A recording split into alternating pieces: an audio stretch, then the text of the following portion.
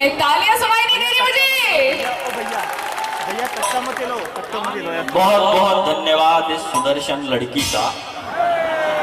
मेरे को अभी भैया ने माला पहनाई, गलती से मैं सोच रहा था आप पहनाने वाली हो, लेकिन क्या है देखो, नर को माला नर पहनाए ये भी अजब सलीका है, और जनसंख्या कम करने का ये सबसे गजब तरीका है।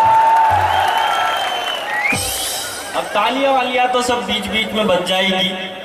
बहुत बढ़िया एंकरिंग कर रही है वो लड़की, लेकिन आप जानते हो मैं लड़कियों के बिल्कुल भी मुंह नहीं लगता, क्योंकि मैं जानता हूं ये जो हसीनों के, हाँ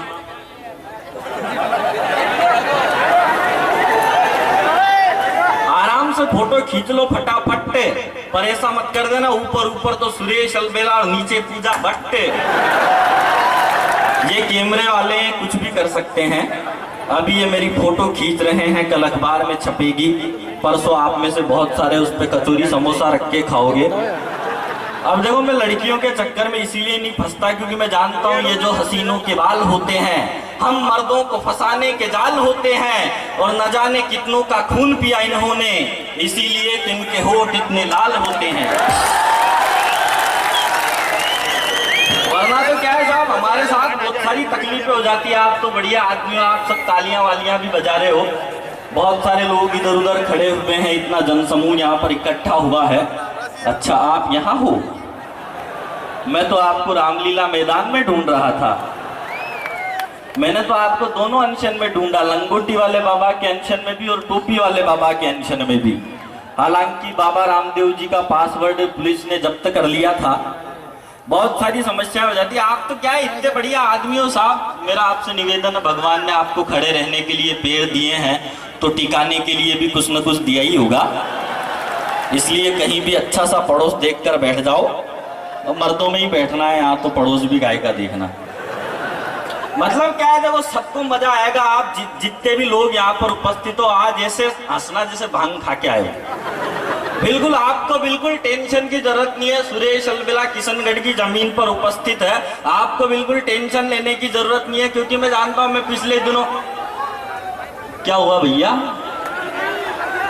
अच्छा, मैं सोचा बाबा जी आ गए कहीं, तो पुलिस वालों ने वही प्रयोग कर दिया हो जो दिल्ली में किया था। बहुत बढ़िया, आप ऐसे ही, ये जानता हूँ ये तो क्या है होता रहता है साहब, इतने बड़े प्रोग्राम में चलता रहता है। और ना मैं क्या है पिछले दिनों अमेरिका गया तो मैंने वहां पे पहला चुटकुला सुनाया, किसी ने ताली नहीं बजाई। दूसरा चुटकुला सुनाया, किसी ने ताली नहीं बजाई। तीसरा चुटकुला सुनाया तो साइड में से एक ताली की आवाज आई। मैं बोले यार समझदार आदमी तो इधर ही बैठा है। थोड़ी देर बाद पता चला एक आदमी चूना कूट के उसमें से जर्दा उड़ा रहा था। मैंने तो प्रोग्राम कराने वाले आयोजकों से पूछा, मैंने कहा भाई साहब आप हंस क्यों नहीं रहे? देखो आदमी इतना अमीर हो गया, मैंने पूछा, मैंने कहा भाई साहब आप हंस क्यों नहीं रहे? तो बोले यार मैं क्यों हंसूं, मैंने तो हंसने के लिए आदमी रखे हुए हैं। मैंने कहा भैया आप ताली क्यों नहीं बजा रहे? बोला यार मैं क्यों ताली बजाऊं, मैंने तो ताली बजाने के लिए आदमी रखे हुए हैं। थोड़ी देर बाद मैं उसकी गाड़ी में गया, मैंने कहा भैया ये गाड़ी चलाओ ना। तो बोला यार गाड़ी में क्यों चलाऊं, मैंने तो गाड़ी चलाने के लिए आदमी रखे हुए हैं। अच्छा 2 महीने बाद फिर उस आदमी की शादी हो गई।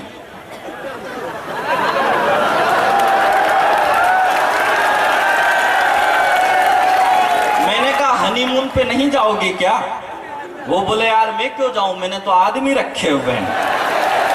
बहुत सारी तकलीफें हो जाती है, लेकिन मैं जानता हूं साहब आप किशनगढ़ के लोग, और दुनिया में क्या है सबसे, ये जिस किसी की भी पांडुलिपि है, इसके मौलिक माता पिता जहां कहीं भी हो, इस बच्चे को संभाल लो। मैं जानता हूं ये बच्चा देश का भविष्य है, लेकिन इसको मेरा वर्तमान बिगाड़ने का कोई भी अधिकार नहीं है। और इसकी मम्मी कहीं भी हो, बच्चों को संभाल लो, क्योंकि आप माता बहन ही हो जो बच्चों को संभाल सकती हो। क्योंकि जब आप अपनी औकात पे आती हो तो बच्चा क्या, बच्चे का बाप चुप हो जाता है। तो मैं जानता हूं साहब आप किशनगढ़ के आदमी हो, किशनगढ़ का आदमी तो कुल्फी भी खरीदता है तो पहले चारों तरफ से चाट के देखता है। किशनगढ़ के आदमी की बड़ी विशेषता है, मैं बताऊं, कोई बस स्टैंड पे आए, अब जो आदमी उस चलती बस में से ही कूद जाए तो समझ जाओ चित्तौड़ का है, क्योंकि चित्तौड़ के आदमी में ज्यादा देशभक्ति रहती है। जो बस रुकने के बाद पूरी शालीनता और मर्यादा के साथ उतरे तो समझ जाओ कोटा का है, पढ़ा लिखा ही होगा मेरी तरह। और जो बस रुकने के बाद फिर पूरी बस का सामान चेक करा के उतरे तो समझ जाओ वही है किशनगढ़ का। किशनगढ़ का आदमी इतना इंटेलिजेंट होता है, मैं आपको बताऊं 3 आदमी थे, तीनों को एक जज ने 100 कोड़े की सजा सुनाई। अब पहला अमेरिका का, दूसरा पाकिस्तान का और तीसरा हिंदुस्तान का। जज बोला तुम तीनों अपनी अपनी सुरक्षा के लिए कमर पर एक चीज बांध सकते हो। अमेरिका का बोला जज साहब मेरे 100 कोड़े मारो लेकिन मेरी पीठ के पीछे तकिया बांध दो। दूसरा पाकिस्तान का था, वो थोड़ा ज्यादा इंटेलिजेंट था, वो बोला जज साहब मेरे भी 100 कोड़े मारो लेकिन मेरी पीठ के पीछे एक रजाई बांध दो। अब तीसरा हिंदुस्तान का, और हिंदुस्तान में भी किशनगढ़ का रहने वाला। और किशनगढ़ के आदमी का जवाब सुनना और एक एक आदमी दोनों हाथ ऊपर उठाकर तालियों की गड़गड़ाहट के साथ मुझे बताना कि मैं काम शुरू करूं। पाकिस्तान का आदमी बोला जज साहब मेरे 100 नहीं, मेरे भी 100 कोड़े मारो लेकिन मेरी पीठ के पीछे एक रजाई बांध दो। तीसरा हिंदुस्तान का, और हिंदुस्तान में भी किशनगढ़ का रहने वाला, वो बोला जज साहब मेरे 100 नहीं, 200 नहीं, 400-500 कोड़े मारो लेकिन मेरी पीठ के पीछे इस पाकिस्तानी को बांध दो।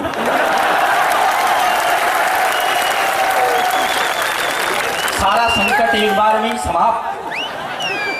हाँ, बहुत इंटेलिजेंट होता है आदमी साहब किशनगढ़ का। एक बच्चा मिल गया मुझसे, अच्छा मुझे तो पता है आप तो यहीं के हो। देखो किशनगढ़ का आदमी इतना इंटेलिजेंट, एक बच्चा मिल गया मुझसे, बच्चा मुझसे बोला अंकल एक बात बताओ ये महिलाएं मांग में सिंदूर क्यों भरती है। मैंने कहा बेटा सिंदूर देखते ही झट समझ जाना चाहिए कि इस प्लाट की रजिस्ट्री ऑलरेडी हो चुकी है। बच्चा बोला ये मर्द मांग में सिंदूर क्यों नहीं भरते। मैंने कहा बेटा ये अवैध संपत्ति, इसका कोई रजिस्ट्रेशन नहीं होता। किशनगढ़ का तो हर आदमी इंटेलिजेंट होता है। भिखारी मिल गया मुझसे, भिखारी मुझसे बोला भाई साहब 10 रुपए दे दो। मैंने कहा यार 10 रुपए का क्या करेगा रे तू। बोला भाई साहब चाय पीनी है। मैंने कहा यार चाय तो 5 रुपए की आती है। वो बोला भैया मेरी गर्लफ्रेंड भी साथ है। अब मैंने कि तू भिखारियों के गर्लफ्रेंड रखता है, तो वो बोला भाई साहब गर्लफ्रेंड रखता हूं इसीलिए तो भिखारी हूं। मैं आपको बताऊं साहब मैं बहुत इंटेलिजेंट आदमी